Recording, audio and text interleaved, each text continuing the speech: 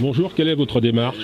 Cette démarche de la Grand Paris, le Grand Paris qu'on dit à la télévision, ça fait plusieurs mois, et tous les politiques ils parlent de Grand Paris. Le Grand Paris c'est quoi? Le Grand Paris pour moi c'est la France de demain.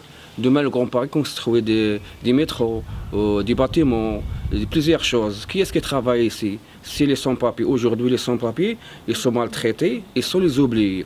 On est là. On a travaillé, ça fait des années et des années sur le sol français. Il y a des gens qui sont 10 ans, 15 ans, sans fiche de paie. Ils travaillent en travail noir. Aujourd'hui, où est le problème? Le problème, c'est simple.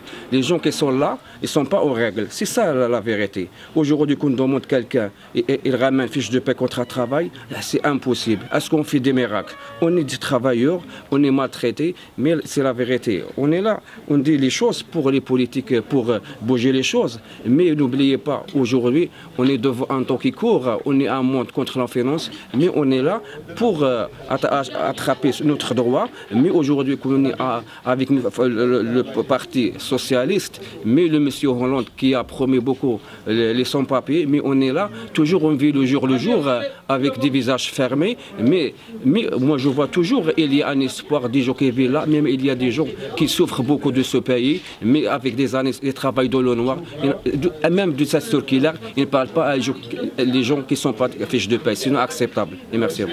D'accord. Quelle est l'étape de demain? L'étape de demain, on commence par Évry pour comme destination Viry-Châtillon. Tout ça c'est le 91. D'accord. Donc, en passant par Grigny, en passant par Risso. Vous avez précisément Évry, vous avez Risso-Orangis, vous avez Grigny et Viry-Châtillon. D'accord. Donc je pense que c'est aussi important que le Grand Paris se résume quelque part en quelques points clés. D'abord, le Grand Paris, il faut attendre par là un mois d'information et un mois de discussion sur la vie des sans-papiers. Un. De deux, le Grand Paris se résume aussi à la suppression des traitements répressifs vis-à-vis des sans-papiers. Le Grand Paris aussi dénonce aussi la circulaire de Valls qui, dans la forme comme dans le fond, n'arrange aucun mouvement social. Nous, on le dit et on l'assume. Parce que la circulaire, quand elle demande des fiches de paie, alors que la loi Pasqua condamne le travail des sans-papiers, et qu'à ces mêmes personnes-là, on demande des fiches de paie, nous, on ne comprend rien. Voilà pourquoi nous, on la qualifie de cacophonie administrative, d'où simplement et purement son abrogation.